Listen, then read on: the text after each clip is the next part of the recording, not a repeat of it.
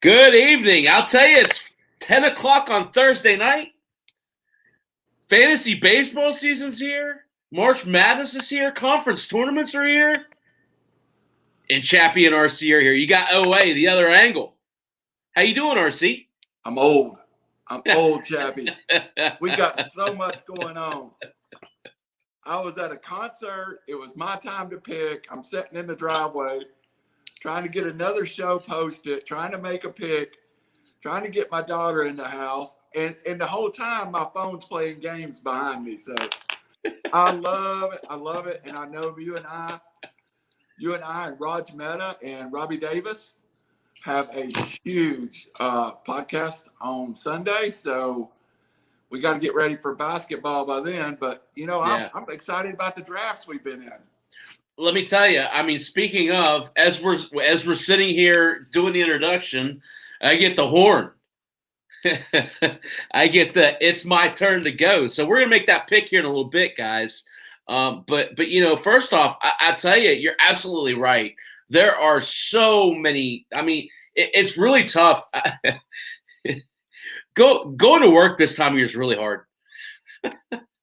and especially for me, and to you as well, just going in when you have all this fantasy baseball stuff going on. Like, I was in 3 drafts this week, and 2 drafts in an auction. I'm running one of them. Like you said, we're getting ready for this big college basketball selection Sunday show, Sunday at 5 here on Draft for Upside at iLogic Media. Just a whole bunch of really cool stuff going on, and it's easy to get overwhelmed. But I thought tonight we talk some about, some college basketball, some things that happened today. I'm going to cry a little bit. Yeah, my team didn't play today, so I get a free bye. We'll get to that. We're going to talk about, we like I said, we've done an auction and a draft together. I've done 2 drafts and an auction so far this week. I just want to talk a little bit about strategy and basically analyze some of the players. You see, I got my Nationals hat on, right, Randall? Yeah, I wonder why that is. Yeah, I'll tell you. It's funny. I bought this initially because of Josh Bell and Kyle Schwarber, being a Pirates fan and predominantly a Cubs fan. Just seeing those guys together in that lineup is really intriguing to me. But we'll talk a little bit later on about why I'm wearing this hat. I think anybody that listened to date knows why. So, but aside from that, I think we'll probably get into a little bit of some rookie discussion, and we're gonna make a couple. I'm gonna make a live pick on air. Yeah, I made one right before we came on, and I don't know that we're going to get back to me because I think one of our members was going to sleep after he picked in front of you. Yeah, no, I'll tell you, I got it. I'm looking at it now. Sonny Gray, I was looking at when I took my last pick.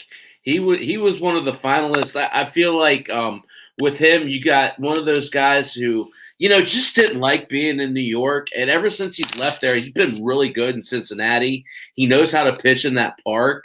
And I think you got a really good pitcher there. I tell you, someone mentioned in the group, it's been an interesting draft in that everything's gone pretty true to form. There hasn't been any wacky picks. It's been a really good draft. The only thing that's really shocked me is I think there's been some we're playing Dynasty, which makes a difference. And if you look at my team, I don't think I'm as scared of the 29 to 32-year-old players if some people are looking for. I mean, there's a couple of guys that's got no one on their team over 26. Yeah. I think I made some value pick. I think I made some picks that's going to let me compete now. And really, that's what. So to me, and we'll talk about that a little bit later. You're absolutely right. I think a lot of times in these keeper leagues where you're keeping large, it's not quite a dynasty, right? So it's a keeper in the aspect that we're only keeping 10 players, but we're also keeping 8 minor league players that we're keeping separate from those 10 players. And then we're going to add another 8 to it. So it's not a dynasty in its true sense, but it's really close to it. And that you're going to be keeping a large portion of your roster. So I feel like with me anyway, my approach was best of position. That, you know, I had the first pick overall. And when you don't pick again for 23 picks, you really have to walk a fine line of getting value in front of you, as well as looking for opportunities that are coming up that you're not going to get another shot at, because that there's so many spots between picks that you have to kind of start the run, right? Right. And I felt being in the middle, I'm in pick 5. Yeah. I've been able to be a little more reactive. For better, I've been able to go against the flow, and I feel like I've been able to stay when the run was on hitters. I feel like I went running pitchers and got value. So I've tried to stay opposite of the run, which is put my roster in a unique place that through 10 rounds I've got 4 pitchers, and I don't know that everybody's there yet. So I'm definitely not, but like I said, I got 2 picks here coming up. I'm about to be, Randall. I'm about to be, but we'll talk about what I've done a little bit later. I think you'll agree with me that it's pretty unique in itself, right? I know you've looked at it. Just because my approach has been elite player in the infield, rounded player in the outfield, value player in the outfield. Right. So what am I talking about? So with my team, I've really looked at guys like, that have been overlooked. Guys like Nolan Arenado. Guys like Jose Altuve. Guys we've spoken about, right? Right. But then in the outfield, what I've done is I've taken a really honed in approach on the types of players that I'm getting. And I really love where it's going. So far, Juan Soto, I know you heard me talk about his OBP and his Barry Bonds-esque approach. It's at 8 o'clock, right? Austin Meadows could be right there. Do you agree with me on that? This time next year, could we be talking about Austin Meadows as a first-round pick? I was taking him on. I'm 4 picks ahead of you, and I started to take him too. And I feel like when I made my pick, I felt like he wouldn't get past you. So I was kind of going, okay, I'm picking between 2 guys that I know I won't get back to the other one. But yeah, I mean, Austin Meadows is a player I very much coveted. I've tried to take a different approach with the outfield. I all through every phase of our draft, I've tried to collect young, power hitting infielders that I feel like that I can use as bargaining chips down the road. Yeah. I have, I guess, between the minor leagues and the major league roster we've drafted so far, I have 5 shortstops. And I just use, it's like chips in poker. Yeah, you're right. No, I've tried to stash things I think of value.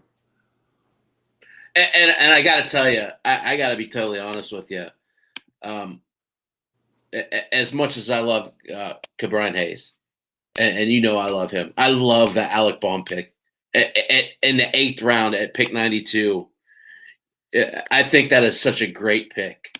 And again, we talk a lot about ADPs. Right. When it comes down to draft day, you could just throw that crap out the window, right? Yeah, absolutely. I went into this draft. Austin Meadows was one of them, by the way. I went into this draft with about 10 guys I considered at 10 different levels that I really wanted. Austin Meadows being one. I loved Alec Boone. I really targeted in on getting Gleyber Torres too. I just wanted to. I didn't know where I was going to get him, but I think coming off the 2020 year, that's just an undervalued player that has a huge upside. So, and the first pick, my first pick, I feel, just was a no-brainer. I took the number 5 pick, and you had Soto, Acuna, Betts, Tatis, and Mike Trout, and I was going to take whoever wasn't taken in front of me, and Trout fell to me, and it's hard to say this, but I feel like I took the best player in baseball in 2021, but he's 29 years old, so I'm sure somewhere down the road, 4 or 5 years from now, when Acuna and Soto are in their primes, he'll still be putting up, as you said, average home run, RBIs, but the speed category, the run scored, will probably be on the diminished side. I got to be honest with you, and maybe I didn't elaborate this well enough. I feel like as Trout gets older, he becomes more and more selective and more Bonds-esque. I agree. So he's going to take a mistake and he's going to put it out of the park. So the 40 home run basement floor, if you will, right? I call it basement because really it's 45 or 50. I mean, now I know they're deadening the ball this year. I get that part of it, but let's be realistic. They change every year. So, and with analytics the way they are, you're talking about, the all these different, metrics that talk about lift. And I mean, these guys study their swing all the time, right? Right. 40 home runs and let's call it a 285. Do you see him hitting below 285? No. Yeah. I mean, with 100 runs and 100 runs, he's still a first-round pick. Yeah. Even if he gets nothing at the stolen base category, he's still a first-round pick. So can I ask you a question? I'm sorry. Of course. Is there been a place in the draft you felt like you were forced to take somebody by value? Yeah, we're getting ready to do it right now. Okay. We're getting ready to do it right now because, it's interesting. Like I said, I felt comfortable letting the middle infield go. Right. And I know you noticed as we were doing this, I really purposefully ignored that position. There was a floor that I didn't want to go past, and the Carlos Correa, Dansby, Swanson duo was my floor. That was as low as I wanted to go at the shortstop position. I feel like with Correa, you're looking at a 40 homer type player this year. You're looking at, a healthy version of, his MVP like numbers from a few years ago. And with Swanson, I don't know if it was on your show or my show, our show or my show. I called him Corey Seager-like. Very much. And that really kind of resonated with me. Double-digit steals. You're a Braves fan. Double-digit steals, 25 homers. He is the guy that we don't appreciate enough, and it's like, it's almost like Swenson gets lost in the star power of Albies and Acuna and Freddie and the young arms, and then you go into the whole, he's just steady, and then we have Austin Riley. Is Austin Riley going to hit? I mean, he just shows up, plays 140 games, and he's like one of the few guys on that team you feel like is just a rock. So yeah, I thought about it last round, but how many shortstops can you have? I was like, even 5 was my limit. Ask Meckard. I think he has all of them. So the other point where I thought you were going with Swanson is the other aspect of that is, yes, he gets caught up in that lineup, but then he also gets caught up in the sheer star power of that position. Oh yeah, yes. And you know, when you think of shortstop, you think of Tatis, and you think of Story, and you think of Turner, and you think you know, just I mean, name after name after name after name after name. Corey Seager, right? I mean, to me, that's the type of ceiling Swanson has. Maybe not 300, but he could hit 280, 290. Yeah, and where he hits in that lineup, he can score a lot. I mean, he's an 80-run guy in the right situation. 85 runs, I think, is possible. Well, and I think that's a great point too that you made there, and that he's just going to get more comfortable, and he's you know, that's going to help his numbers because he's still maybe trying to press a little bit, and he's done what he's done trying to impress brass, whereas all he has to do at this point is just go. Same thing with Albies, right? Yeah. Well, and one of the things is that we you know, working guys don't think about a lot of times. He's not been paid. Where Freddie's it's very important. He's been paid. Acuna's been paid. You know, he's the one player that's not been paid on that team. So yeah, he's still playing for contracts. Yeah, I think about that, especially football's the one where I think about that a lot, right? Yeah. Because you know, it's just like Aaron Jones. And not to get sidetracked, Aaron Jones, they don't retain him or they don't give him the franchise tag, right? Why would you pay Aaron Jones? Why would you give me an example of a player that they paid a boatload of money to and it worked out? It just doesn't happen very often. Makes no sense to me. Yeah. So, you know, it's same thing here. I'll tell you. And I think maybe the Braves did it smart with Albies and Acuna and not giving them a boatload of money. Now, they had to be willing to sign that, obviously. But, you know, come next contract, they'll be a little bit more hungry maybe. Yeah, well, the one thing about it, and I know in Acuna's place, he got I mean, it sounds ridiculous that we have Acuna as in the Braves, we have him locked down for 8 more years on a $120 million contract. But the thing about it, he was going to play for $400,000 or $500,000 for 3 years, and then he was going to play for $2 million for a year, and then $5 million, and then, you know, he was basically the Braves got 2 extra years or 3 extra years out of Acuna by going ahead and putting that contract in front of him. Well, and it worked out for Acuna too because he got a lot more money. Yeah. Well, I mean, he's we don't think about it as fans, but if I was him, he's generational rich now. I mean, he has, you know, he's going to be able to take care of his kids and his kids' kids, and absolutely, and his kids. Yeah, if his career ends on a fastball this year, he's still going to make enough money that his kids' can have whatever they need. Well, you know, I tell you, I kind of feel like, are we at that point, Randall? I think so. Have we let Chap's fantasy chat invitational hang long enough? Yeah, I'm sitting here. I'm wondering which way you're going to go here. Well, you know, I mean, so let me run down just real quick where I'm at with my lineup, and then we'll talk about where I'm thinking and where I'm ultimately going to end up.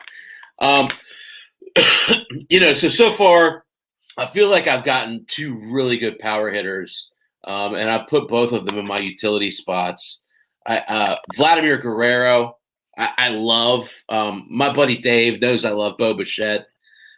He got him really early, and I think that's a really good pick. But, you know, I tell you, Vlad slipped a little bit. I mean, he went right at his ADP at 49, but like, you know, in this draft, that's not happened very often. No. So getting him there is definitely a value for me. And then, of course, we've talked, you know how much I love Nolan Arenado. I love him this year. I think he has a huge year. There's a deciding issue that you could point to with why he had a down year last year. Yes, he's moving from Colorado to St. Louis, but he's facing better for him pitching, right? He doesn't have to face the Dodgers. He doesn't have to face the Padres. Now he gets to face the Reds and the Cubs instead, right? That thought process. He's playing for a team that wants to win. Love Arenado. Have both of them at my utilities. My outfield, I talked a little bit about it earlier. Got Grisham, got Meadows, and I got Soto. I love that combination. All three of those guys are potential 5-tool players. Agree? Yes. I just picked up Dansby Swanson and Jose Altuve. Love that middle. That's a great start there. And of course, my pitching. I've just gotten started. I missed out on Lance Lynn. My buddy Rob grabbed him right in front of me. Thought that was a great pick. That was definitely who I was going to take. I think it was 2 sets of rounds ago. So Rob always does that. He does a nice job. But you know, the guy who I really wanted all along and kind of set this all up off of was Zach Greinke. I got him in the 8th round, which I'm pretty excited about that. That makes a really nice 2. As I look at my team, I still need a little bit of help in the middle infield because I have minor league guys on the corners that I'm pretty comfortable with. O'Neal Cruz is interesting to me because I said before, I'll say it again now. I feel like he's going to be up not far after Super 2. I think so. I don't know if it's at shortstop, though, Randall. That's the concern there. I need it to be at shortstop. Yeah. And, you know, the Pittsburgh middle infield is kind of crowded between the minors and the majors, you know. I picked Gonzalez, who I strictly picked to be a second baseman, and that's where I think his future is. Even though he's shortstop eligible now, he is. And even with my major league team, with taking Castanero, my thought was he's really a first baseman and a quarter infielder after this year.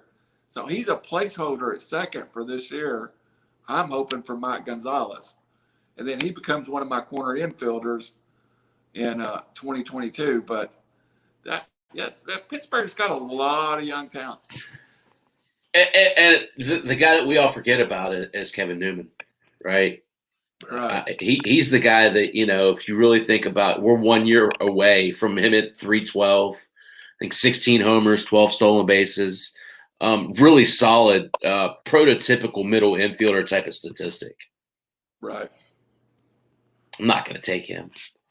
I know you're probably hoping. So as I look down through these middles right now, right? So Semien, Tommy Edman's interesting. Yes. He's someone that you know is would definitely help me in that he is eligible all over the place. Second, third, short, and in the outfield. So I could literally take him and put him everywhere. He gives you a stolen base profile to me that is pretty interesting. And he's young. He has opportunity to grow into that role. And they want him to play leadoff. Hit leadoff. Right. Yes. I mean, that's what they want him to be. So that's a little bit of a projected timeline on Edman. But he's definitely someone I'm looking at here. Going further down the list, I mean, Gregorius, I like. Not enough to pick here. Dylan Moore, Segura. I'm not really – none of those guys tickle me, you know. I could use a corner infielder. Like I said, I got Arenado and I got Guerrero. I put both of them at utility. They both seem to profile there. So as I look down through that list – obviously, I'm not really interested in Hosmer, not really interested in Will Myers. I like Mountcastle, but I think that's a little bit of a reach here. Urshela, Mancini, Sano. None of those guys jump out. Agree? Agreed. There's one that'll probably be on my board out of that group in the next round. And it's a reach. I'll tell you, I think it's a reach. But I'm really, and hey, league, listen to me. Mancini, even though he's coming back off of cancer, this guy's coming off a 30 home run season off of cancer, and I think he's beat it. And I think if it wasn't for that, I think his ADP would be somewhere in the 125s. So, I mean, I think it's probably a little early for him, but I don't think it just blows his ADP out of the water if he was healthy. ADP is out the window at this point. Right. It's out the window at this point because if you want a player, you're reaching for him. Absolutely. You're not getting players that fall to you. This group of, and I've done this by design. This is my third year doing this group. I've honed this every year we've done. I've honed this to bring in the best players. I want people that are going to compete. They're going to be active. That are going to, really try and get better. And I think I've done a pretty good job. Well, and another thing that makes these corner / outfielders appealing to me is I only have 2 outfielders, and the other one was a strict stolen base grab. Yeah. And I mean, he's 32. So I have probably got the oldest average age outfield in the league right now. I mean, my over 30. But I thought where I took Sterling Marte. I love him, by the way. It's about as good a value as I could get at that point. Yeah. No, I think it's a great pick. I love him with Miami too. I've often said those Dominican players, they do well in the South, so that should be good for him. Yeah, and I mean, I bet you can't say a lot of times you made a 32-year-old guy a pick for his stolen base and his legs. He's a little different cat, Yeah. So let's talk outfield because this is where I really start to have a hard time. I'm going to read you some of these names. Alex Verdugo, Byron Buxton, Ramon Laureano, Jorge Soler, Michael Brantley. Talking about a little bit different cat here, aren't we? Yeah. We're definitely we have to do some projecting at this point in the draft. I really like Michael Brantley's tool set. I really like Soler's power. Yeah. But, I also, that cat from the A's, he could become what's he? He's shown glimpses of it. Yeah, he showed glimpses of being a 4-5 tool player. Yeah. So, hey, and Chappy, what this league's done for me is when we started this about 3 months ago, I was struggling with where to go from baseball. This league has challenged me to get out and guys play fantasy sports. I loved baseball. I lost some of the interest because I wasn't playing fantasy. Yeah. So get out there, challenge yourself. It's fun. Well, and I'll tell you, even from my perspective, I fancy myself a bit of an expert. I like playing in leagues where I'm the little fish. I like playing, I always want to play against the best competition. And I think that makes you a better overall player. Yeah, it definitely makes you research, study, and, and today we were on, you texted me and you're like, are you going to pick? And I swear I had been in a 30-minute debate what I'm going to do. And I don't. Yeah. You don't want to make a bad move. Especially this point of the draft. In the 10th, 11th round, this will make or break you.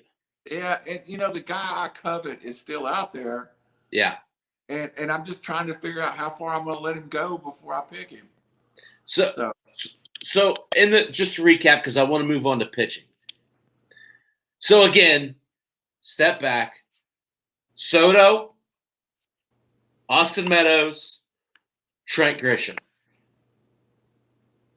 Good. Byron Buxton and Ramon Laureano stick out big time here for me. Something tells me I'm going to take one of these 2 players with one of my 2 picks coming up. I could see that. Because they fit the mold of what I'm trying to do, Randall. Yeah. And I think they fit your overall mentality of how you play fantasy. Yeah. But I don't want to jump to conclusions. So let's talk about some pitching. And it's interesting because I've kind of laid off. Like I said, I really wanted Lance Lynn. I got Giolito and Greinke. Far from established, especially in a league where you have to roster 12 pitchers as starters. Yep. So I got to get pretty busy here. So we're looking at guys like pretty good players still here. Zach Wheeler, Patrick Corbin, Charlie Morton, McCullers Jr., Dennis Lamet.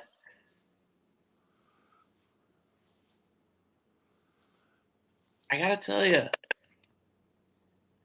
I'm not reaching here. I don't feel like there's any value here, Randall. You have to stop. You have to start projecting at this point to go get a pitcher. And I mean, you have to project hard.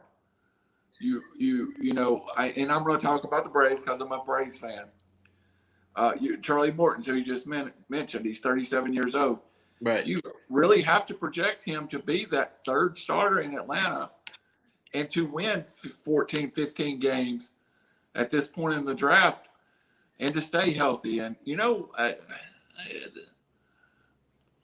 it's a lot of equity to play for a 37-year-old pitcher in a keepers league. I mean, that's to me a lot. Yeah. There's no way I'm looking at Morton. If I'm looking at anybody here, it's Lance McCullers. And it's strictly an age thing. Yeah. And he's a strikeout pitcher. Yep. Yeah, I agree with you. But I feel like it's a reach. I don't feel comfortable. I'm good with Zach Wheeler. That's actually a consideration. Corbin's too. I think Zach Wheeler is the end of a tier. I will say that. I mean, I'm not trying to help you out too much. I'm trying to beat you, but I agree with you. If there's a tier at pitcher, looking at our draft board, I think Zach Wheeler is the end of a tier.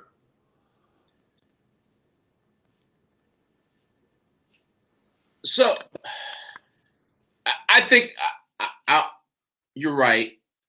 I put Corbin in that group as well.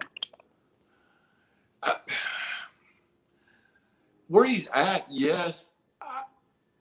The only thing that I have a negative connotation with Corbin, and you know how you get that on certain players, and that's probably me.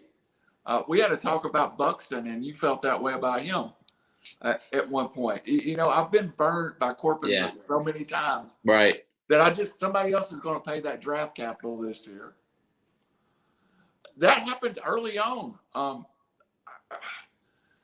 You know, I have Walker Buehler in our other league, and I didn't want to have the first number one. I didn't want to have the same number one starter in both leagues.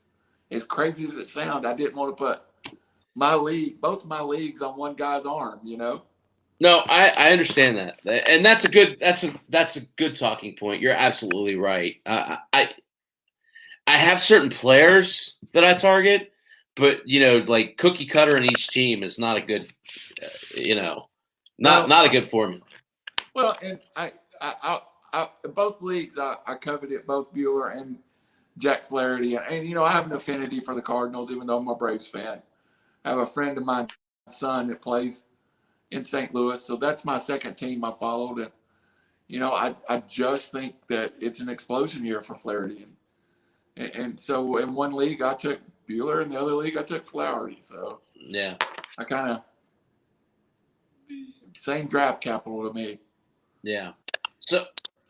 So I guess this is where we end this conversation and we make a pick. All right. Because the thing for me is, here's where the true value is. And there's not a whole lot here. Relief pitching. Raciel Iglesias, Ryan Presley, Kirby Yates. Yeah. I'm 4 picks from you right now, and there's a good scenario that I could go relief pitcher to.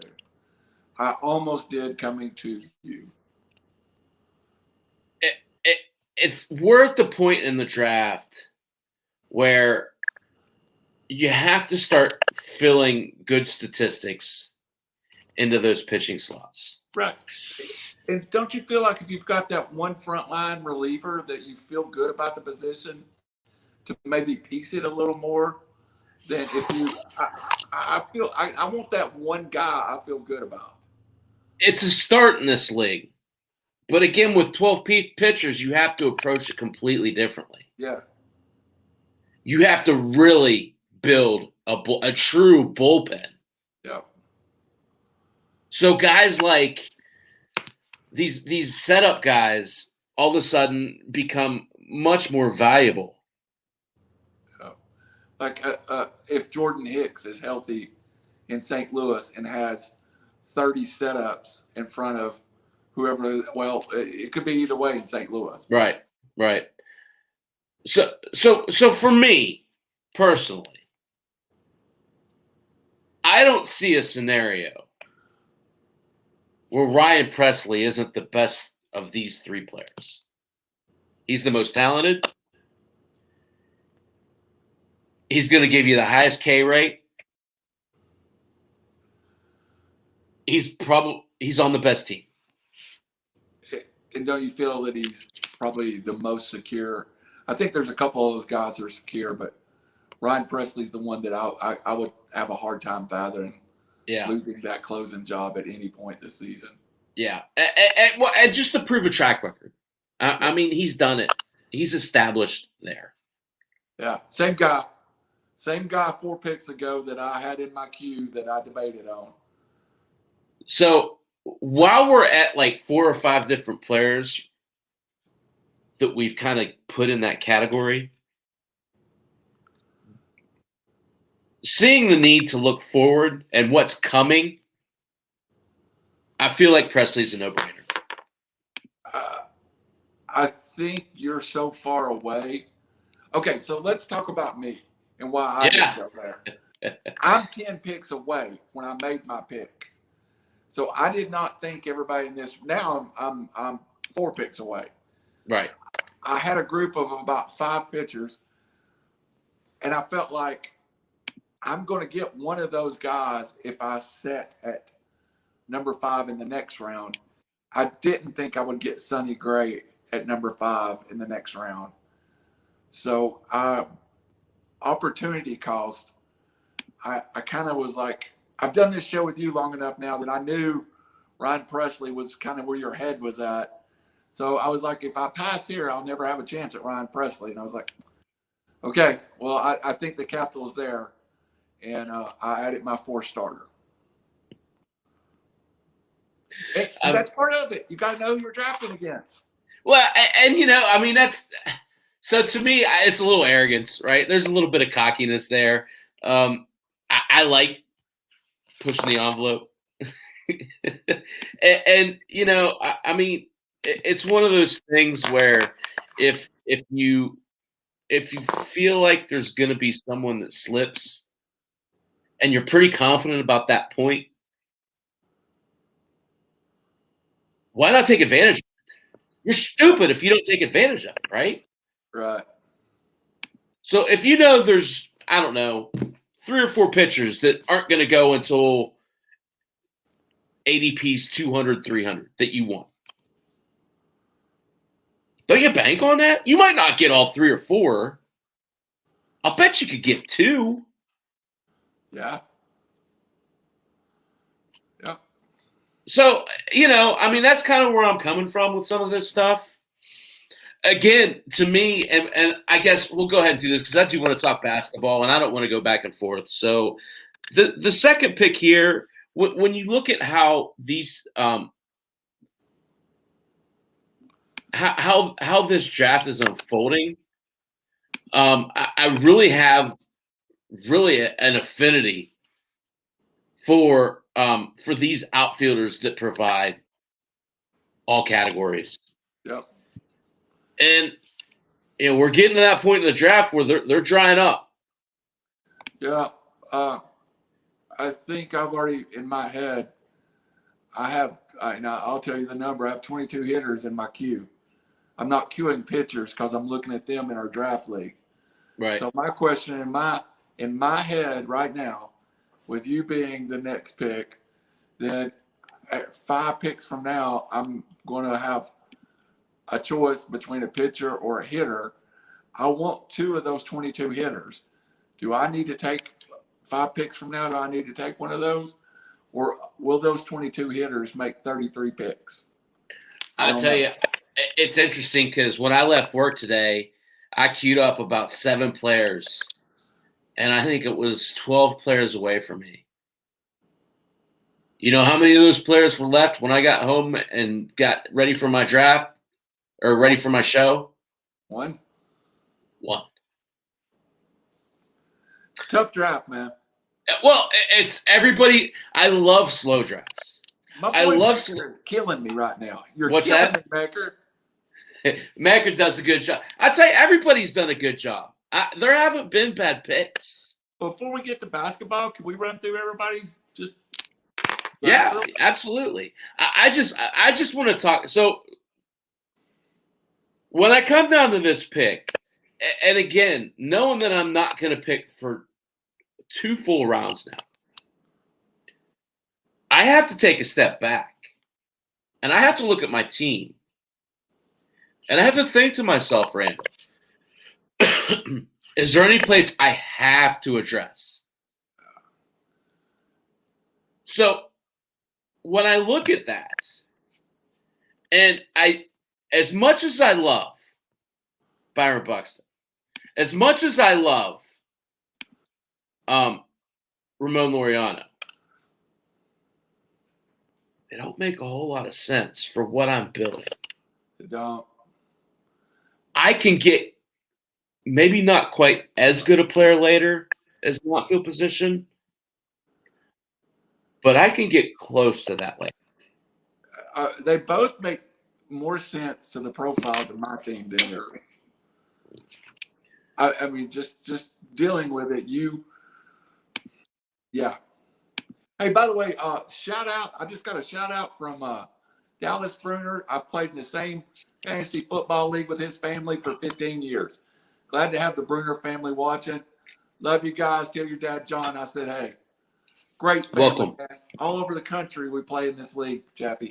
Yeah, welcome. It's great. I tell you, Randall, you are one of the most savvy fantasy football players I've ever played against, and I don't say that lightly. I've struggled in this league. I won it 4 times, but lately they've had my number. Yeah. And I love fantasy football. Yeah. I love fantasy football, and I'm learning. I know you do. Fantasy baseball again. Yeah. I mean, look at this smile, Chappy. It's great. I never thought I'd be this happy playing fantasy baseball again. No, it's so much fun, and I'll tell you, that's why I started this league. And last year I didn't play it, because of the shortened season. I decided that it wasn't the right thing, and I think it was a good decision. But I was so glad when the majority of these guys came back this year to play. So it's fun, and it's more fun when you're playing against guys who make good picks. Yeah, and we've had that. And I had dropped out. A lot of people don't. I mean, just a little bit of my personal life. I'm a single father. And I told you a couple of years ago I was going to go spend some time with my daughter. And I thank you, because when it came time this year, you were like, well, you want to play again? I was like, well, if you've got to have me, I'll play. And when I made that commitment, it was like, you're in the league. And I was like, okay, there's no way I'm getting around playing again. So let me tell you, and that's a great point, because it's really hard as a commissioner sometimes to tell a good player goodbye. Yeah. And we did that, right? We did that. We did that in both football and baseball. Yeah. I had some personal things I had to take care of. Yeah. But we kept in touch. We've always kind of, had each other's backs in podcasting scenarios, stuff like that. So this year it kind of came full circle, and you were the first one on my list. So it's really kind of cool. And, next year I'm going to get you back in football too. You might have success with that. Dallas Bruner, I'm coming back for my trophy though next year. That thing's got my name. They said if I win the 5th one, they were going to retire it. So I've got to get that done. So I want to wrap this pick up because I do want to talk some college basketball. Yep. So for me, I've excluded the outfielders. I don't need them right now. I'm looking at my infielders. In the corner, Tommy Edman keeps coming up. I like that profile in my offense. Do you not get everything that you want here with a second baseman, third baseman, and an outfielder? Especially if you look at what I'm trying to do, and that is keeping Guerrero and Arenado as a utility. It seems to fit the bill because I think we both know there's some guys later on that I really like. Right. And I might not get the corner infielder I want. I might not get the middle infielder I want. I'm going to get one of them. Yep. And then you just shift Edman over to the other spot. Yeah, and I'm telling you, not only me, but there is at least one other guy that has laid in a bevy of middle infielders that there will be middle infielders on the market for trading. And I do look at it this way. I mean, when I'm picking, I sometimes pick one of my well, I'll just say it. Nick Gonzalez was a pick for me in my head. It's like I'm playing with a lot of Pirates guys. This makes absolutely sense to my team. Right. Plus, if he hits, I can get a bevy for him in this league. So I made a move basically because of who I'm playing with as much as anything. Well, and it's a great pick. I mean, that's the guy that's, of all those guys, and I like a lot of those guys. I have both Hayes and O'Neal, right? Yeah. So there are other players there as well. But that's the next name on the list is Nick Gonzalez. Yep. So I think I'm going to go ahead and make his pick, Randall. All right. We're waiting. Matter of fact, I'm just going to go ahead and get on your team so I can see it. I got Tommy Edman. That. And I think I got to put him at my middle right now. I do too. Yeah. I could shift him over to corner later, but I think that it's a good spot for him. It certainly fills a hole that I need, and that's where I'm headed with that. So we'll see. It's going to be a while before I pick again. Yeah, I'll be up twice before you go again, and I feel strongly that I'm going to split the next two picks, one hitter, one pitcher, even if a relief or starter. But I feel like at 4, I'm ahead of the curve with pitching, or at least on the curve with the league. So I feel like I don't have to fight uphill now with pitching if I just stay in a flow with it, And that's another reason, and that's a good point. So what I did in my minor league draft is I went out and I picked Spencer Howard, and I picked AJ Puck. Yeah.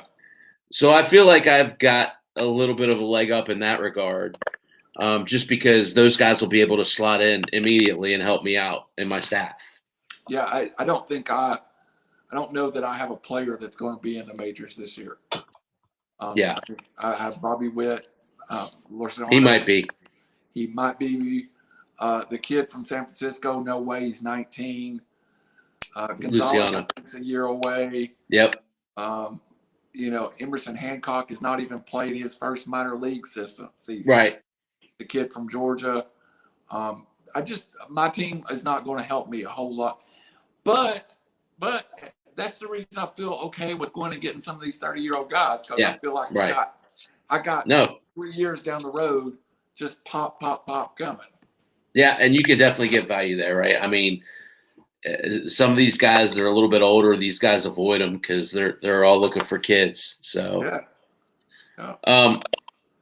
so you have mentioned you want to give some shout outs to some of these teams. I really there's some guys that have absolutely wore me out in this draft, and I just want to. I mean, I don't know these guys as well as you, but I'm picking right with Mecker. Oh man, he's killing it. And if I went down his list of players, there's probably his 10 picks, 7 of them have been in my queue. Yeah. And it might not have been my pick, but he broke my heart with Bo Bouchette. I'm just going to go ahead and tell you. Yeah, I was upset too. And last round, he really took me out with Hoskins. I mean, again, he was just ahead of me on the game. Also, I don't want to mispronounce his name, but it's Musgrove. Rob, yeah, Musgrove. Rob, I absolutely there was a run he made in the draft that I absolutely loved. And I just want to shout out to him because I've been looking at everybody's team and I was like, yeah, that was a nice run he made. It was about 3 picks there that I thought he got super value. Yeah. With every pick that he made. And I was like, wow, man, really, really. And one more, I'd like to just our boy DeBoer. Oh yeah, Timmy. I love yeah. Listen to his infield. Josh Bell, Ozzie Albies, Rafael Devers, Fernando Tatis. Yeah. Corner infielder is Monica, and then he has Alberto Moncada. Yeah. I mean, I love, people don't know Moncada had COVID last year, and it really affected him. Yeah, that was going to be, and I'm happy with what I did at third base with Alec Boone, but I mean, that was my third base. That's the guy I thought I was going to get a little later. So, just a couple things.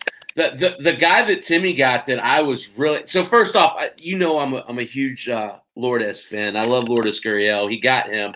You're absolutely right. His draft has been phenomenal. Shohei Ohtani to me in a daily change league where you can rotate him from pitcher back to hitter is so valuable. He got him in the 7th round. I thought that was a humongous steal. Mm-hmm. Jordan Alvarez. If this guy's knees can stay healthy, what an absolute beast this guy is. He could win a hitting title. Yeah. Really good job by Tim. Meckard always does a good job.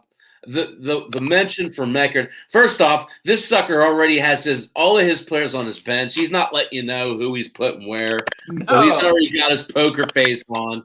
Yeah. I love the Gallo pick. Yeah. I tell you, to me, one of the biggest values of this draft, I talked about a little bit earlier, is Kyle Tucker. He got him in the 4th round. You're talking about a guy in Kyle Tucker who could be a 40-30 guy as soon as this year. Yeah. His comp coming out of college was Ted Williams. Teddy Ballgame.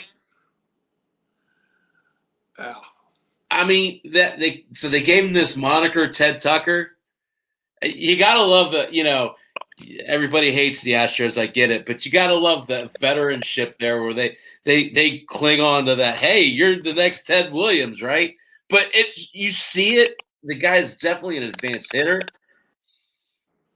And of course, Rob. I've played. Rob and I go way back.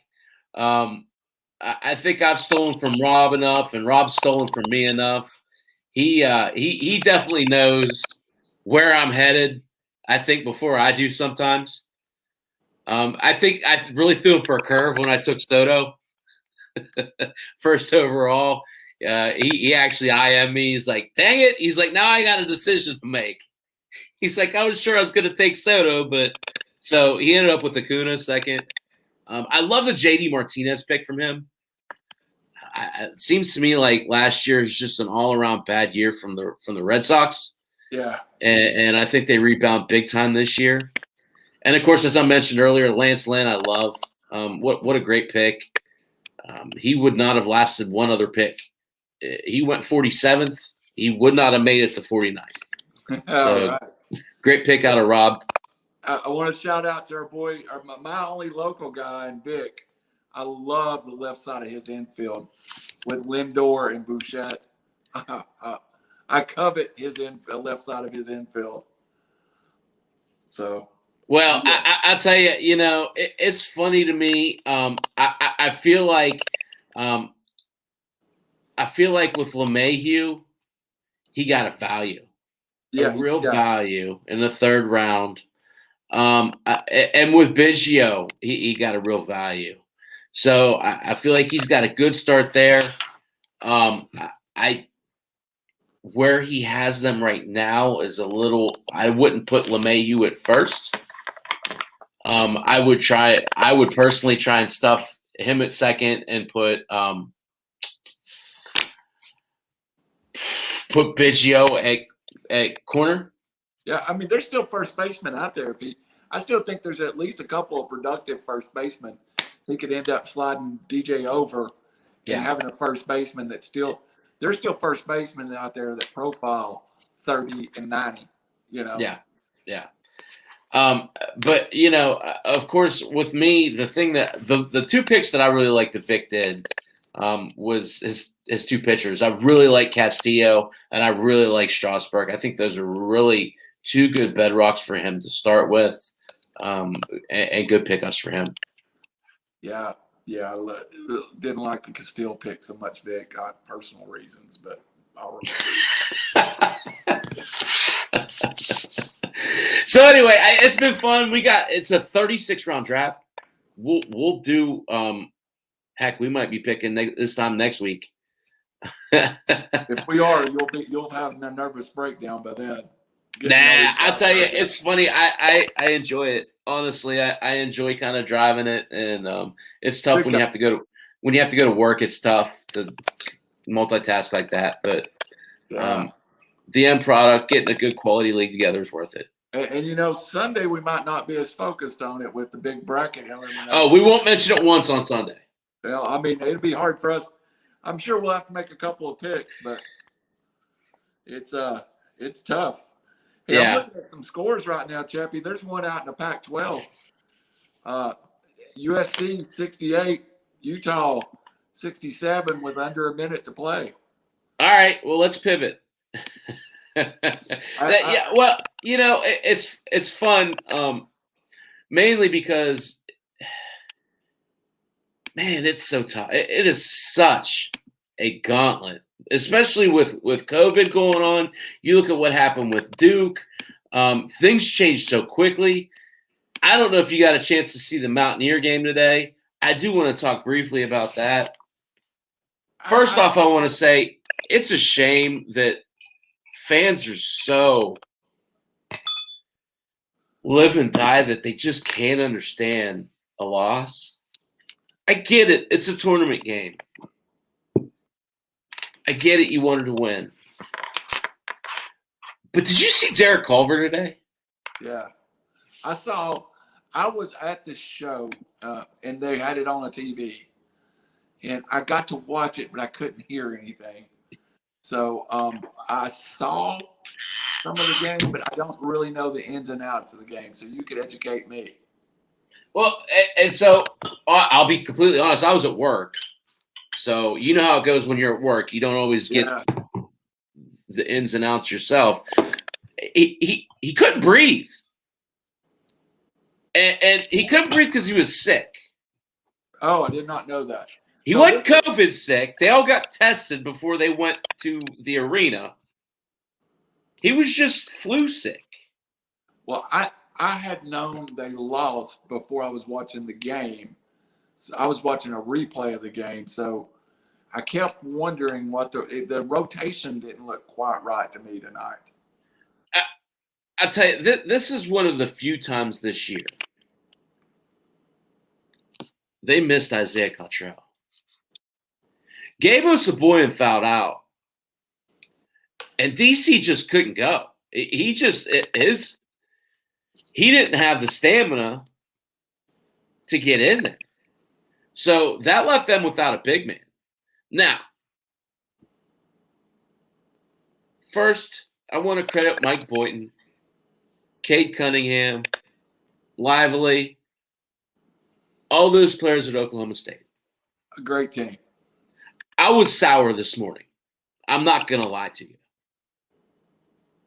But thinking back on it, you think about the gravity of a tournament game with as talented a group of people, teams that were in that tournament. For them to step up the way they did really is impressive. This is Thursday, and we've got number 10 playing number 12 too. Let's not lose sight of that. That is totally a weekend type game. So most of them came out of the gates having to play tough draw. It's a tough draw. Yeah. I mean, I think either team that won today is going to have a hard time going into the weekend. I think they probably took a lot out of them. So here's my whole take on it. Throw in all that we just talked about, right? Throw in the fact that Bob Huggins' next win is number 900. That's a big number. All the gravity of the world has got to be on that team's shoulder. Yeah. You know, I was at Pat Summitt's 900 win, and I know it's women's basketball versus men, but Pat Summitt, you don't get any bigger in this world than Pat Summitt in my book. Right. And it wasn't a fun game to watch. It's hard. You were almost like relieved when they won at the end of it. And I've not experienced that. The only other time I experienced something like that was in a national championship game where my balls were playing, and it was a very close game. And I never thought we would win. It just felt like we were avoiding losing, and that's what it felt like winning 900 to me for Brazil. Yeah. So I don't know. I mean, it sure would have been nice to get that monkey off their back today. It would have been. The other part of this that I want to talk about before we start getting into our real college basketball discussion, and we are going to talk about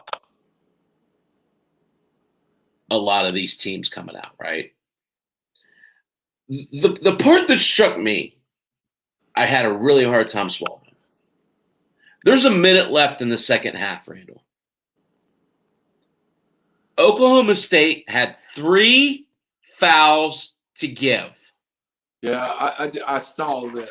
I didn't hear it again, but I was very curious. I have a hard time. I have a hard time sitting there and pointing the fingers at the refs. Actually, I don't. I restrain myself from doing it every time. But I'm disciplined. I think you know that. Right. I do it. I have real issue with the fact that Gabe Osabuoyen fouls out with, I think, 7 minutes left in the game. And Oklahoma State played such great defense that they got 3 fouls to give. That rubs me the wrong way. Well, I'm not I'm with you. I'm kind of like, okay, at the end of the day, it's all going to equal out. I'm going to get my calls. Some not. Right. But yeah, that is and again, I'm not, believe me, everybody out there, I'm not a conspiracy theorist or anything, but sometimes it does feel a little disjointed in the Big 12 that West Virginia is almost the left shoe in a right shoe conference, Yeah. And sometimes it just feels that way. And, we've talked about it that, I have several people I know that went to West Virginia, and they really do have a chip on their shoulder about some of the things that's happened in the Big 12. Yeah. So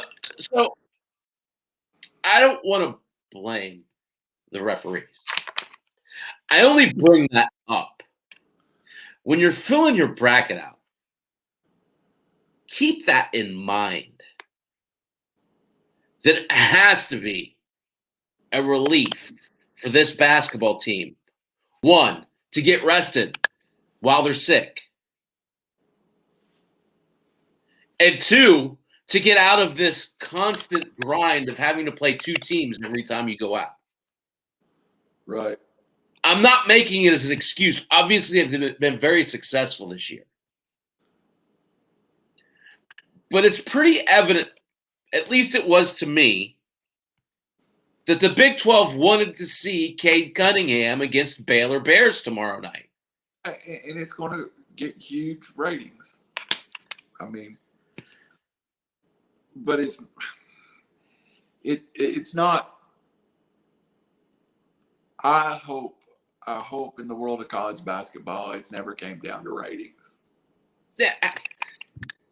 Look, and that's the big part of it, right? Like, it can't be your sole excuse. You still need to execute. You still need to, Absolutely.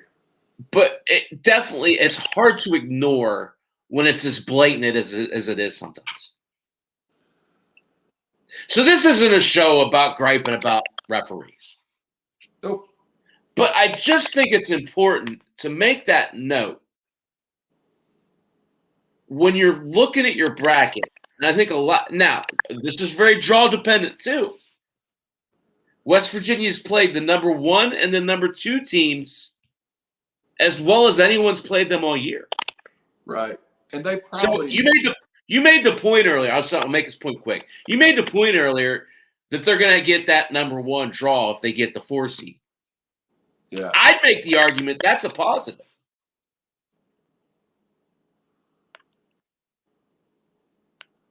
You want to see Creighton? I mean Gonzaga. You're darn right I do. We had them beat. We had them beat. You watched that game. We had them beat. I'm not afraid of Gonzaga. I'm not afraid of Baylor. The teams that scare me are the teams I haven't seen. Michigan scares me. Illinois scares me. I'm not afraid of those 2 teams we've played. We're every bit as good as they are. And I tell you, there's some level, us as fans, I've spent a lot of time with coaches. Us as fans never see sometimes that team's just a matchup nightmare for you. Mm-hmm. And there's teams that are just, I mean, even though Villanova got beat today, you better have a guard that can handle the basketball if you're going to play Villanova. If you're really running out, Villanova is a nightmare matchup for Tennessee. Nightmare matchup. Yeah. So there's teams that just are that way. I'll tell you one more point about West Virginia, then we'll move on. USC goes into overtime with Utah. Uh-oh. And USC is a good point because they have that great big guy as well. Yes. Gabe Osabuoye is the most underrated defensive player in the country. I'll say it again. I'll say it slower. Gabe Osabuoye is the most underrated defensive player in the country. He can guard guards. He can guard centers and everyone in between. His defense at the top of the key is as good as any center in the country. He's not going to give you a lick of offense, Randall. But he's going to cause havoc on that other team at the top of the key, and that's where the offense runs through. I follow you. So what else? I know you watched, because I texted you the other night, I know you watched BYU and Gonzaga. And I've been kind of beating the drum for BYU all year. Yeah, you have. And I don't know if the moment got too big, or I don't know what happened, but Gonzaga can go out and play with say whatever they want. BYU for 30 minutes, 35 minutes in that game was the better basketball team. Yeah. And I don't want to go ref. I don't want to talk ref. I don't want to get into ref. But you sure felt like it. Golly, that's a touchy call. That's That's a rough call. Yeah. That could have went. That's a 50-50 call, you know. Yeah. And Go you're ahead. a mid-major conference with a number 1 seed. Do you protect them? I mean, financially, you make sense too, but I thought BYU was the better team. I still think they were a better team that night. Here was my takeaway from that, and you're absolutely right. From a third party, not really caring who won, who lost. What happened, and this happened against West Virginia as well. At the end of halftime, coming out into the second half, Gonzaga just comes up. They guard you. They're in your face from the half court on. Yeah. And it's intense. You have to match that intensity. Yeah. You have to backdoor cut. You have to screen. You have to run certain plays off of that philosophy. And yes, they're allowed to be more physical than the other team is on the other end. But it's when that happens, that team has to match that intensity with intensity.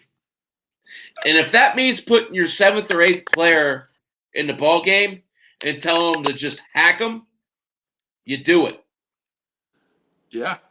Because you have to get after – when they step up the defense, you have to then in turn make them uncomfortable on the other end. Well, and of the 3 teams that I think can do that, or maybe even 4, but, you know, I think of Baylor, I think of Illinois at times can turn defense that high, and Gonzaga. If you don't match that intensity, you're done. It's a 20-point run. Yeah. Well, I think and one of my favorite teams to win the tournament in the last 10 years is that Villanova team that just had 3 great guards. Yeah. That could guard 85 foot. And I mean, they literally would guard you. They would make bringing the ball up court a work, and they just wore teams out. Gonzaga's got a little bit of that in their profile when they get behind or get in a close game. They're definitely chippy, and it's fun to watch. You know, get to play. Obviously, playing them live, you dislike them a lot, but then watching them later on in the year, Ayaye, Kispert, Time, you know, they are just. They got 4 NBA players on that team. They do. 4. I don't know that another team can say that. No one. Maybe Baylor.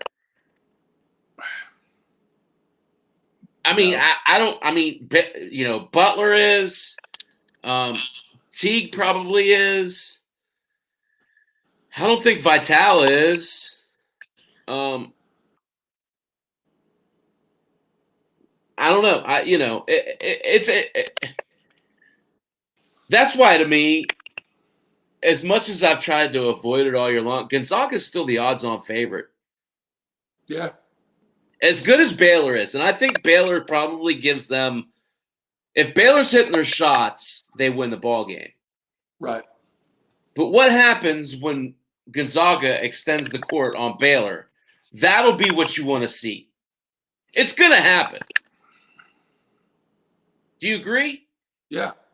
Yeah, absolutely. And I couldn't break it down any better. I'm just sitting here going, yeah, you've nailed it. And I'm trying to go through teams that are capable of matching that intensity, and I'm having trouble coming up with them. I've not seen Michigan enough to tell you. I've not seen Ohio State enough to tell you. I know Alabama can in spurts, but Alabama's a very thin team. They're not as deep. But I mean, there's only a few teams that can go. I think West Virginia can go. Look, yeah. And we said before this, and I'm not just saying this because I know you're a West Virginia fan. I still think West Virginia is an Elite Eight team. I agree. I think they're a Final Four team. They'll be there playing for it. Once you get to the Elite Eight, anybody can make it the rest of the way. It's flip a coin, right? Yeah. Yeah. And you know, I mean, Michigan's really good. Michigan's probably in that category. Yeah, I think Michigan's better than Ohio State, even though Illinois is the team to me. If you're talking in the Big Ten outside of Michigan, Illinois is the team to me. Yeah, that's one of my favorite teams too. That I think could. I've been on Illinois. That game you said early in the year where you saw Illinois and Baylor. Yeah, kind of see what they could be. There's USC still they're down right now, but USC was a team that, boy, I had a lot. I mean, and I still the conference tournament doesn't end the season, of course, but USC has that unique interior defense that right. I don't think a lot of people do in the country either. So Yeah, when you start making your bracket out, and we'll talk about this on Sunday, you've got to find these teams that are different and unique. And I love, like, I think LSU, even though they're the 3 seed and probably in the SEC and one of the quietest teams in the SEC, nobody talks about LSU. All you hear is the negative publicity about what happened last year and the money and their coach, who was here in Chattanooga at one point. But LSU is unique in that they can score with anyone. If they can push you to get in a shootout with them, they can beat anyone in the country. right. But you've got to find those kind of teams and say, I think LSU's a serious tournament sleeper. Yeah, I think West Virginia is built for the tournament. yeah. I think Illinois so is built for the tournament. Yeah. I tell you, I think Oklahoma's built for the tournament. I do too. Texas Tech was up on Texas about 10 a minute ago, and now that game's 57-56. And I got it behind me, so I can't really follow it. I'm cheating. Of course you are. I really think that Texas team is one that came out of nowhere that I kind of went, They got really good guards. I mean, that's the thing about Texas is that, they got 3 really good guards. And when they're shooting well, they're tough to match up against. But I've been on Texas Tech all year long. Yeah. They haven't played great lately. It's really hard to distinguish that second and third tier in the Big 12. They all kind of have moments, and then they beat up on each other. So, Texas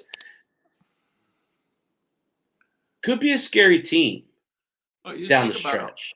They're all ranked right there together, like 9, 10, and 12. The teams that scare me, the teams that I'll shy away from in the Big 12, the teams that are doing really well right now. And I know that sounds odd, but you look at West Virginia 2 weeks ago. They were 2 seed. Yeah. They got this big head almost. Now, there were some other things going on, right? They got sick. Credit Oklahoma State. Mike Boynton's a hell of a coach. I'll tell you right now, Mike Boynton is one heck of a coach. Well, another thing with West Virginia, let's look at that schedule down the stretch. Yeah. They've played a gauntlet. Yeah. And I still go back to this, and this is one of the best stories I think is going to come out of the tournament. And this is I will watch every game Houston plays because I am so convinced that Houston can be an elite team that I want to see who beats them. Because Houston really is a mystery. Yeah. Western Kentucky. Yeah. Is a team that I want to watch too in the tournament, and I'm going to go ahead if my UC Santa Barbara team's in as a 12 or 13 seed, that'll be one of my 12 seed winners. So it's going to be a great tournament. Oh, I can't wait! I'll tell you, we're wrapping up here, but I just want to talk real quick because I know we haven't pubbed it probably enough. We got a Selection Sunday show going on, right, Randall? Yeah, and let me just hit everybody. It will be available on Draft for the Upside of the iLogic Media family where you're watching us now. What Chappy and I really need we have personal sites that we want to plug every now and then. Chappie's Fantasy Sports, and mine's called River City Media. Everything streams through our homepages and through iMedia. The iMedia guys have been so great to us, and the Draft for the Upside guys and Chappie. But we're going to have a partner in the our local newspaper here, Marion Messenger. It's a virtual newspaper. Will also be streaming us, Chappie. So there's multiple places to see us. Of course, Chappie and myself will be on here. Listen to this, Chappie. You don't even know this. Robbie Davis, who did the SEC breakdown with me, he's a local attorney, basketball obsessed. And his mom's going to be on the show with us, who's even more basketball obsessed. She's going to come in and do like a 20-minute segment with us. So awesome. We're going to call that the Crazy Old Lady segment. She knows basketball like nobody's business. And then the fourth of our panel is Raj Mehta. He's a former contributor to the USC rival site. He is our West Coast guy. And, we may have a few surprises calling in. I'm going to work Saturday to see if we can have a speakerphone set up so that we can take calls on the air. Chappie is going to be our Big 12 guy, and we're all going to – Robbie's kind of the SEC guy, and then we're all kind of spreading out through the ACC and the Big 10. But I'm really excited because for 2 hours we're going to do nothing but talk bracket. And, the first thing Chappie will have is just a little what happened this weekend reaction, Yeah. We'll have some clarity of what's going on. And I'm sure there'll be some debates. And at the end of the day, I think we need to all leave there with going, my Final Four is, and also we're going to be shocked by somebody's seeding at some point. We're going to see somebody underseeded 2 places, 2 seedings, or someone overseeded, and that's going to be a lot of fun to talk about. But again, just hit it real fast. It's going to be available on Chappie's. Do you call it Chappie's Fantasies? It's Chappie Fantasy Sports Group. Yep. But you can also find private groups. It's Chaps Fantasy Chat. You can find me at Chaps Fantasy Chat on Twitter, pretty much anywhere. So I am River City Media everywhere. The iLogic guys, I think they want us to go to Draft for the Upside for reviews, but that's where we'll be. And then the Marion Messenger and the MarionMessenger.com. Chappie, I'm just super excited about it, man. This is a dream come through I'm just pretending like we're at a bar and just going to talk about it. Well, and it's one of those things where that's kind of what we're doing, right? I mean, it's kind of like we have our own little reveal show as they come out, and that's what I don't know about you, but that's one of the things I always loved to do in college was go and just kind of have a beer with the guys and see who got picked where, and kind of fill our brackets out real time there. So I don't know, we'll probably put some sort of bracket thing together and post it on the show, just a for fun type of thing, but also for some bragging rights. And I'm really looking forward to it. I kind of have an idea of some of the teams that I'm really watching. And like you said, we'll watch this weekend and kind of get an idea as to who we like and who looks good going into this tournament. So, and during the weekend, I'm going to be setting up some talking points, and I'm sure I'll start as a group text probably sometime Saturday. And again, these are my friends and buddies here. I look forward to taking my 2 worlds and colliding them together. It's going to be fun, man. Also, just anyone, what we need you to do if you're watching the show, we need your help a little bit. We're investing our time and effort, and we don't ever ask for anything. Just share us to your Facebook. Yeah. Share us to your Facebook. Let your friends see what you're watching. Yeah. And I promise you'll laugh at us because we're that way. And we'll always, Chappie, the one thing I take pride in, this show, I don't think you could be any more 2 people being themselves than us being ourselves. Yeah, almost like defiantly, right? Yeah. Oh, yeah. There's some defiance in it, too. Well, and I'll tell you, that's a great point, and I don't do a very good job of it. I usually just end up getting on here and talking for a while. If you like what you hear, like and subscribe. Like and subscribe to Trap for Upside. Like and subscribe to River City Media. Like and subscribe to Chaps Fantasy Sports Group. iLogic Media is a great family. They got a lot of great stuff going on. Like you said, everything from golf to brewery to cooking shows. It's really a gauntlet of great people just wanting to contribute and do a good job. So check out the stuff. It's definitely up and coming. Yeah, I mean, iLogic family has also told they put no restrictions on us. Right. We come up with it. We roll with it, and it's a nice environment to be in. And yeah, definitely. And again, we don't get on here and lobby for PayPal, pay money, Cash App, shares and likes. That's all we're looking for. That's it. So, all right, man. Well, I'll see you Sunday. It sounds like, and we'll have a lot of fun doing it. Oh yeah, I'm sure I'm gonna laugh and cry. So until next time, guys. Thanks for everything. OA every Thursday night at 10. Chaps Fantasy Chat Thursday nights at 8. And Randall, I know you got some new shows going on. What, you want to plug anything? Just go ahead, and I'm gonna lay something out there to you.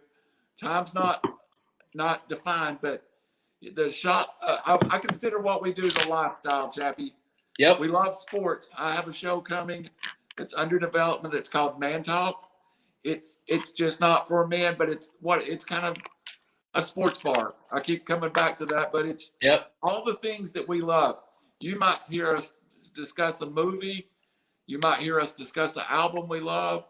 70% sports, barbecue, bourbon, cigars, Man Talk. I'm sure you'll be seeing Chappy pop up every now and then. Yeah. If you want, I've got someone coming on, Chappy. His name's Gary Highfield. He wrote a book called When Want To Becomes Have To. It's about a point in your career or your life that you have to go, I don't want to be rich. Right. I have to be rich. I have to improve my financial situation. Right. I have to get that new promotion. And I'm an ex-employee of Gary's, and it's to see him now in this motivational role. It's very, very humbling, So he'll be on a Man Talking. Once he gets talking, it's kind of like an evangelist. He'll get you fired up about something before it's a seminar, huh? Yeah, he's a great guy. So, but that's the kind of thing I want to do, Chappy, and it's a passion. No, it absolutely is, and I have fun doing it. We talk about it all the time. I'd be breaking it down and thinking about it anyway, so I may as well come on here and share it. That's the way I look at it. So, I have changed one thing about my life to do the podcasting. Well, I'll tell you, I look forward to Thursday nights. Starting as soon as Thursday nights or early Friday mornings, I guess. So I'll be working on next week, later on tonight or at least tomorrow. So, starting tomorrow. Hey, I got great news, man. I'm getting my COVID vaccination on Monday. So I'm jealous. Mine's coming soon. I'm that next bracket, so we'll see how that goes. I'm very thankful the state of Tennessee considered me in one bracket earlier than my age because of some health problems. So I'm very lucky. Well, I'll tell you, it's interesting because we're looking at making a trip later this summer. So that vaccination will definitely make me feel a lot more comfortable about doing that. So absolutely. Well, all right, man. Let's wrap it up. We'll talk we'll talk on Sunday. We'll talk every day like we always do. You know it, bud. So everybody, thanks for your support, and make sure to check us out Sunday at 5, right here on Trap for Upside. Until then, take care.